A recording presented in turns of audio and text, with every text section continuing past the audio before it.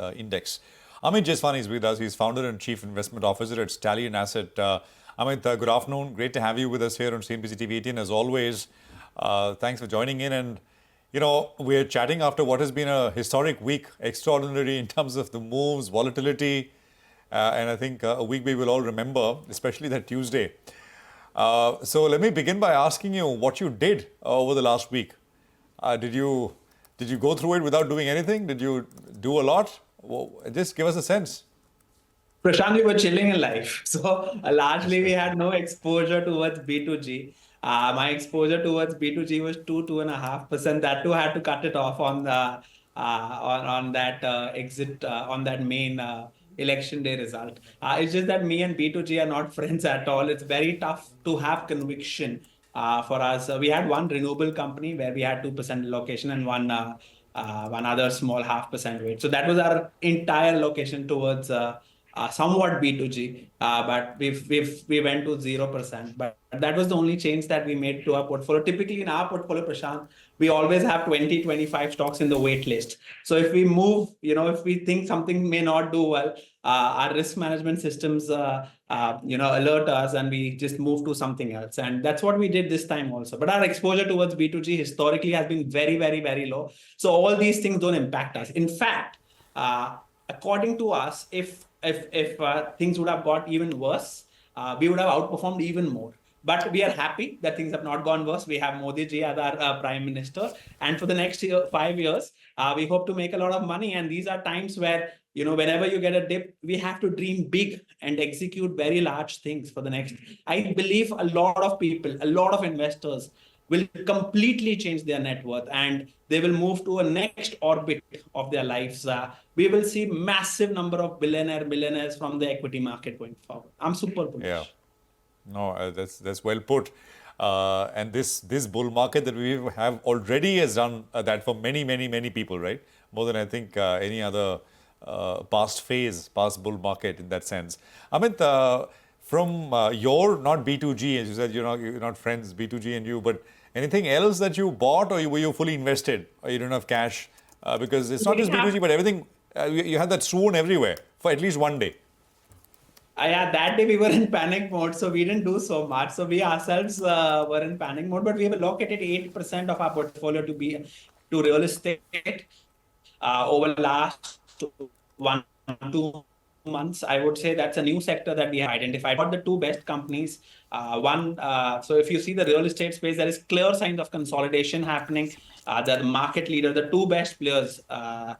Like stocks are not recommendations. Whatever I speak about, these are just examples. Me, my family, my clients, everyone will have vested interest in virtually whatever we speak. We keep trading very aggressively. We buy, sell all the time.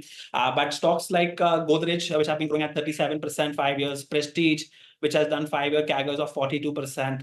These are now looking to be getting into that. We've just entered these two real estate companies, and these are about 8% of our portfolio. And they've done well already, like one of them is up 20%. So in 1 month. So those are the kind of changes that we have made. We have cut capital markets a little bit. We have 10% allocations to capital market right now, around 10-11% to capital markets. So in our beta portfolio, we have 10% capital markets, 8% real estate, and 2% financials broadly.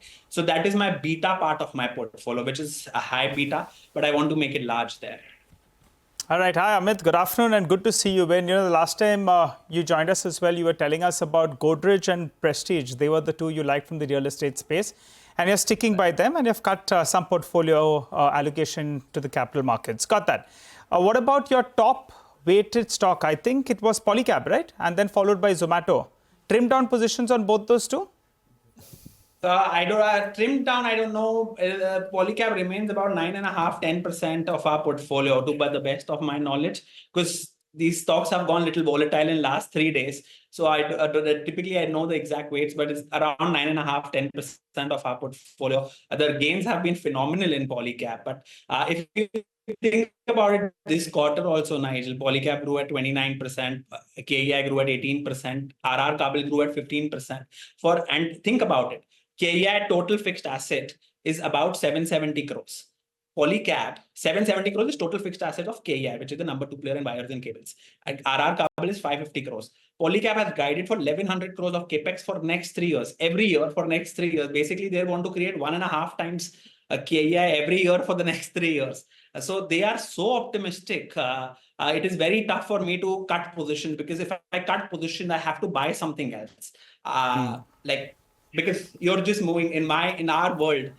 In the fund, like in my industry, like for Stallion, we don't have cash position. We don't time the market so much. All we are thinking that if we are selling A, we are moving to B, and is B better than? So I'm not able to find a superior investment criteria stock right now. So we are sticking out in Polycab and Zomato as well. 74% growth. It is fundamentally very difficult for us to sell out Zomato, which is growing at 74%. Blinkit is now at 4,100 crores GMV, Nigel. If you do 4,100 crores into 4, that is $2 billion. It is equal to 16,000 crores. That is broadly $2 billion GMV.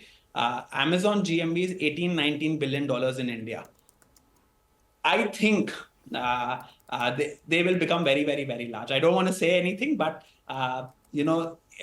this fast commerce, this quick commerce space, it's booming.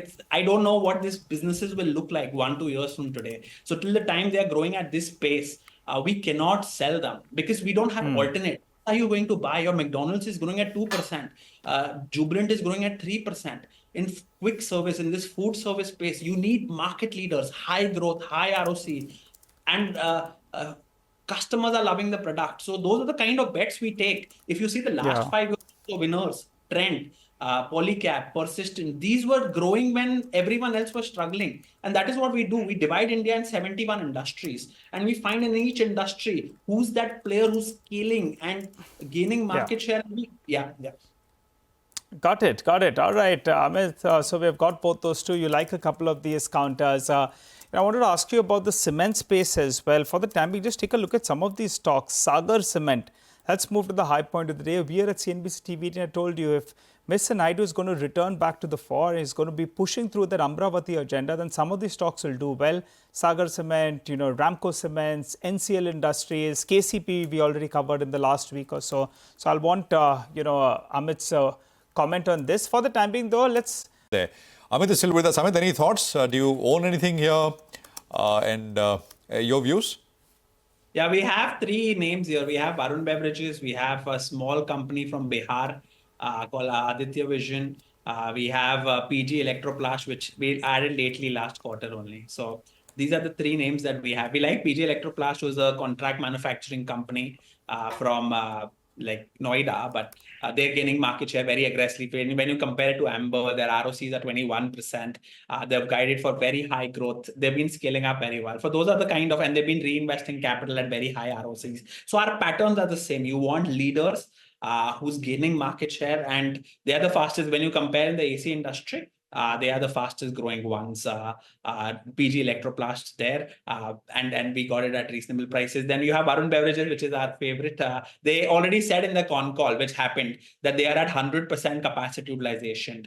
So if that happens, ideally the growth should be extremely good for Varun Beverages. And the third one is Aditya Vision. Hopefully they do well. Okay, all right. Since we're talking about the summer, Amit, I'm not sure about your preference, but what about some of those, the beers, beer makers, home distilleries, United Breweries? I'm not sure whether you have knocked in a few, but what about the views on the stocks? There's that other factor that's played out that Mr. Naidu has promised better, that the liquor that's being served in Andhra Pradesh will be of a premium quality or something on those lines. And that's why a lot of the Tilak Nagar and the likes are running along. Do you all have any exposure there? No, we don't have any exposure. We don't have it now. We had Tilak Nagar. We sold Tilak Nagar. We've never been able to understand why it doesn't get valuations. Aurora G doesn't get valuations, but Som is a scaler there. United Spirits doesn't grow. They've changed managements, but the growth has been very lackluster. Radico Khaitan is the guy who keeps gaining market share. So if the valuations were cheap, I would buy Radico Khaitan. We had at one point of time Sula. in our portfolio. Sula, for every 1 teaspoon of wine which is had in India, 100 liters of whiskey is had. So the opportunity size for Sula is extremely large. And 70% of wine drinkers are women. So if you want to bet on women drinking wine, Sula's and the revenues are just 500 crores today, and it is 50% of the market. So it's a kind of opportunity we look at, but the growth is very at 5, 10, 15% growth. Actually, we get such high good companies that these 5, 10% growth stocks, we are not able to, like, it doesn't fit only the portfolio. We are not able to sustain in the portfolio. That becomes the problem for us. Quite a lot of passion while talking about some of these stocks, Amit. But for the time being, what I understood is... I have the vision in my head is of a teaspoon, Amit having a wine in it, spoon. So Tilak Ranga's out. So as of now, there's no much exposure in the portfolio to the alcohol stocks, as of now. No, as of now, we have no exposure. Just a consumer, not investing too much in them. Okay. All right. So those are a couple of fancy sectors. But I wanted your view, Amit, actually on the cement pack. And I'm just going to run our viewers through a day. Amit, your view on some of these cement companies. Do you all have some exposure out there? No, Nigel, we've got no exposure towards cement companies. Actually, none of them are like super high growth. We typically want 14% is a minimum nominal GDP growth. We want companies which can grow at 1 time, 2 times faster than that. So we don't find in our frameworks companies who can grow at that pace, at least for now. But if there will be, we will love to look at this sector again. And then also you need higher ROCs of 20-25%. Your companies are reinvesting at 14% ROC, Ultratech, etc. Shree was the only guy who should do that 18-20% ROCs. But that is also now, that's not an easy trade. So we have other companies who are reinvesting capital at 20-25% ROCs. We want to be there.